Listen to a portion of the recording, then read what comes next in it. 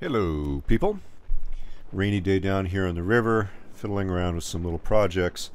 I'm going to be getting the boat out here for kind of the last trip of the summer season, the 9th or 10th or so, I guess. And I'll be gone till, I suppose, mostly the end of September. So it'll be nice to be able to put some time and get up further north, hopefully do some fishing and such. But I'm going to disappear for a bit. Had a fun party down here on the boat last night with some friends. There's a theater production ship that is in my harbor right now, and they were running a kind of a Cirque du Soleil kind of thing on the dock. And like I say, I had some friends over, and we had a Hawaiian food barbecue and such, and drank wine, sat on the deck, and watched the whole thing. It was kind of nice. Definitely a good time. But over the course of the evening, the conversation got into the topic of anxiety, as one of the ladies there who was visiting struggles with that pretty significantly. And I certainly know a lot of people that do. I think it's absolutely natural in this era. And I have to admit that as a young guy, I was an extremely anxious young man, very, very, very nerved up, and I'm very empathetic for anybody that has to deal with that. But in reality, that is something that is part of my past. It's not something that I struggle with anymore. And I would say that there are interesting insights that I have been fortunate enough to uncover going along that were really instrumental in helping get over that very paralyzing kind of tendency. And I thought I would share that because it could be helpful. Anyway, I'll see what I can do.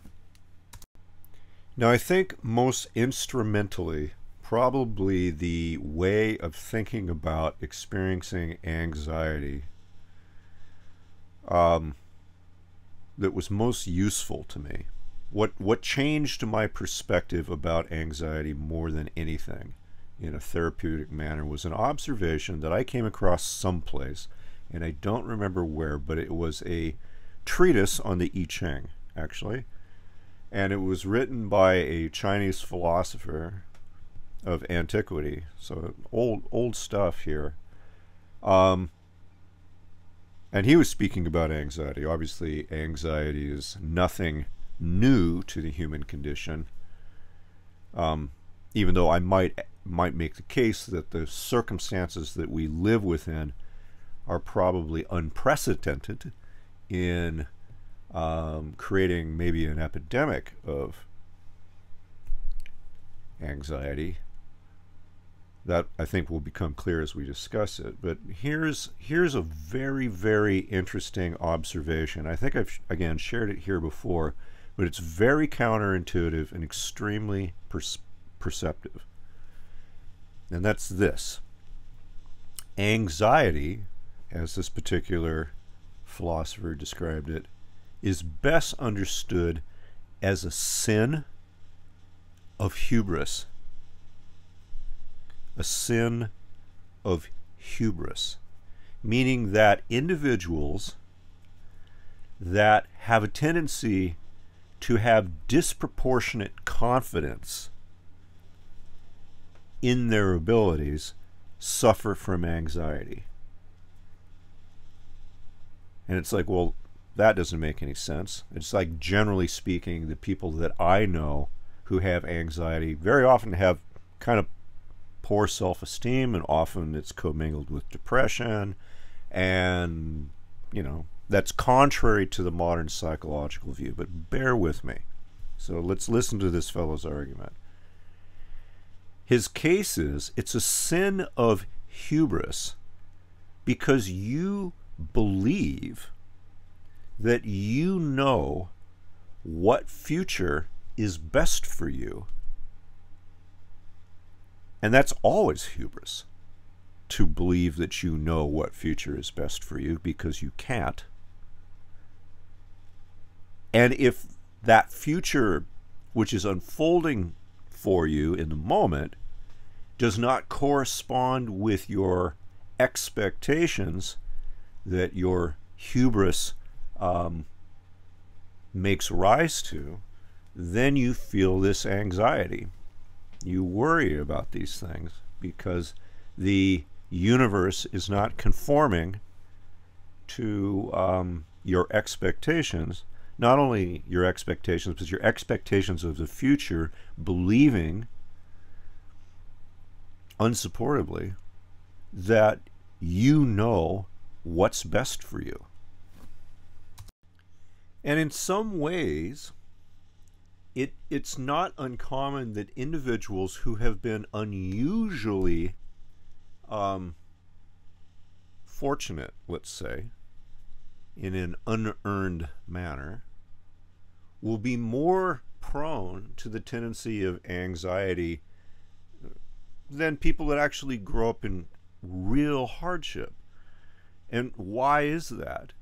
Because anyone who grows up in an environment of extreme deprivation knows that the basic reality of life is quite the crapshoot, meaning that you could be born in a rich country or a poor country. You could be tall or short. You can be male, female. You can be black. You can be white. You could be smart. You could be dumb. You could be good looking. You could be ugly. Right? You could be athletic. You could be crippled. Like, there's a host of factors that contribute to your current situation. The lion's share of, the vast lion's share of, way outside of your ability to have impact in, let alone control. Okay?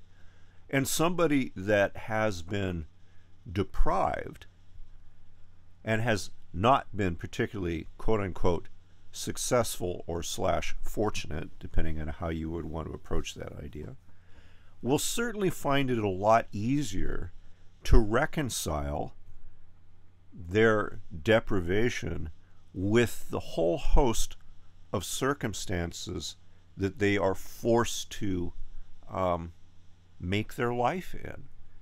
But if you've been more prosperous, even though your prosperity may be completely contingent on really, again, these whole host of things that you just drew really good cards on and put you in a situation where it looks like, even though it's 99% dumb luck, that you have been successful, it's harder to chalk those quote-unquote successes up as just good fortune, again, as dumb luck and whatever. That contributes to hubris, again, because you are taking credit for things that you may have not created or meaningfully contributed to. The problem is that will contribute, again, as well, to this attitude of excess confidence in your ability to navigate life, and then this sin of hubris that we call anxiety becomes a consequence. I mean, if we are honest, it's impossibly difficult to really ascertain how successful our lives have been, even in the moment, because we don't have an understanding of what the alternative could have been, right? I mean, let's imagine a young person who is in college, and let's say that they may have an interest in, I don't know, some artistic pursuit. Okay, how about sculpture or something? Okay, but as well, they want to be an attorney. All right, pretty divergent paths. So let's say that this individual pursues law school um, seeking what they think is success. And in fact, let's say that they do a fantastic and incredibly fortunate job of it. Competency joined at the hip with good fortune, and they end up being a tremendously high prominence celebrity attorney. Well, I mean, it's really impossible for us to make a judgment as to whether their life was a success or not. We don't know if the outcome of their happiness, fulfillment, their expression of autonomy, their expression of their personhood, their relationships, what have you, we have no idea whether or not this individual may have been happier had they pursued sculpture, even if they had been completely quote unquote unsuccessful at it, because it just creates another universe that they live in. There's no reason, no ability, there's no possible way that we can reason out, if we are honest, what that world might have looked at. We're just guessing. We're guessing that being an attorney is better than being even a poor, broke, unsuccessful sculptor, but we in fact don't know. In fact, you meet plenty of people who consider themselves successful who are absolutely miserable and suffer from anxiety.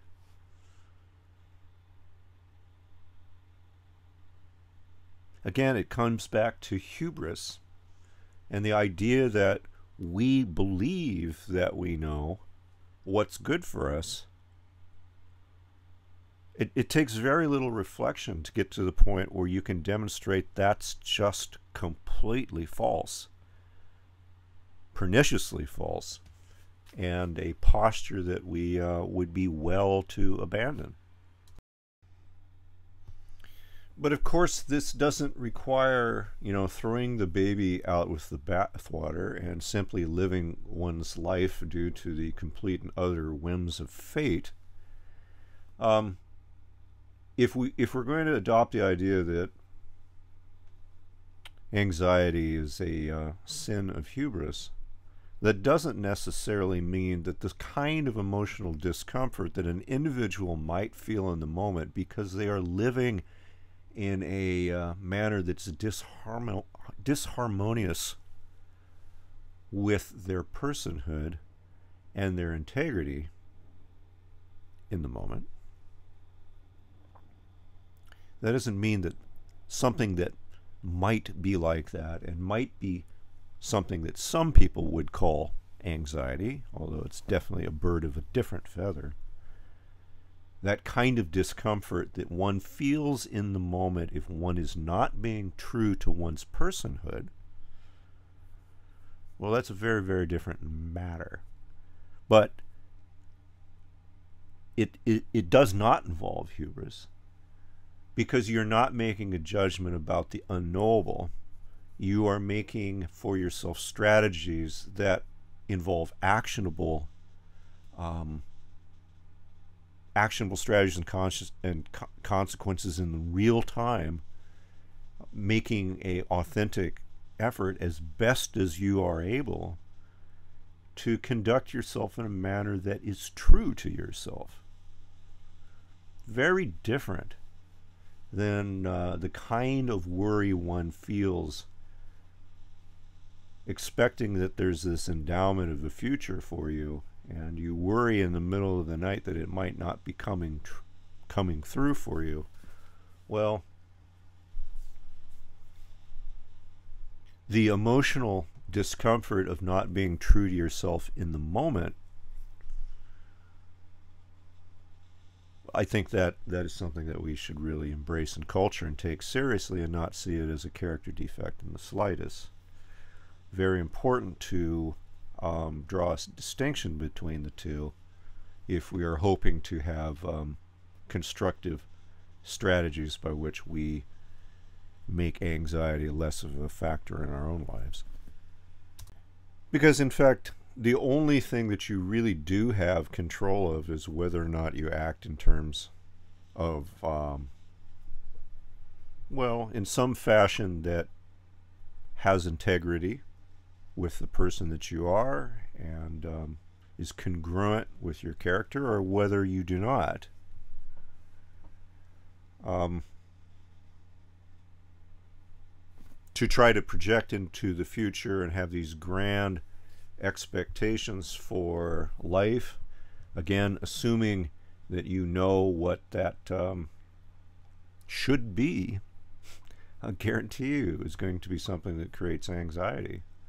Again, that doesn't mean at all that a person should not, you know, have plans, have goals, have destinations, but every step of that along the way needs to be an in the moment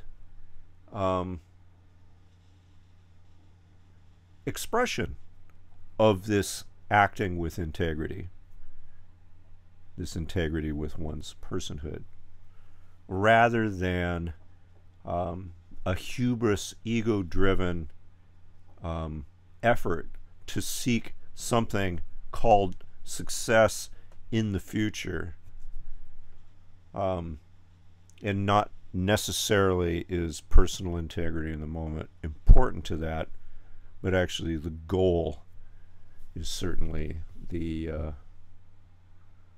I mean, that's the final drive. I mean, it's the goal, it's the being there, not that path, right? I think understanding that has definitely given me a much clearer perspective on the kinds of things and kinds of issues that, in the past at least, would give rise to anxiety in me. These expectations that I knew what was best for me, expectations of other people, in fact, who thought they knew best for me, often very anxious people themselves. Certainly, I mean, there's hardship in this world, and there are things to be fearful of and cautious of. But, I mean, as courageous individuals, if we understand the limits of our knowledge, the limits of our abilities, the role of just fortune and fate in this whole business, and we make our only our only necessary strategy to be that of simply being true to the values that we hold and to the character that we've developed and to the person that we are becoming. If we repeatedly do that in the moment, I think the tendency to feel anxiety becomes, especially over time, radically diminished. And I thought I would offer that up because it's a again, a perspective that really changed my way of looking at it, and I hope that that might be helpful for you people too. I mean, after all, we have, again, so little control or even influence in terms of what kind of future will present itself for us. In fact, we have so little understanding to even anticipate what future would be most desirable for us. We don't even know whether or not the futures that we currently fear aren't the best things for us. So it's of no use spending time in turmoil about any of that. All we can do is concern ourselves not with what the future holds or should be, but how it is that we will choose to relate to it when it happens to appear in the manner that it will appear. And if we hold ourselves true to that, I mean, in fact, the rest takes care of itself, and there's really no way for us to fail. So don't worry. Cheers.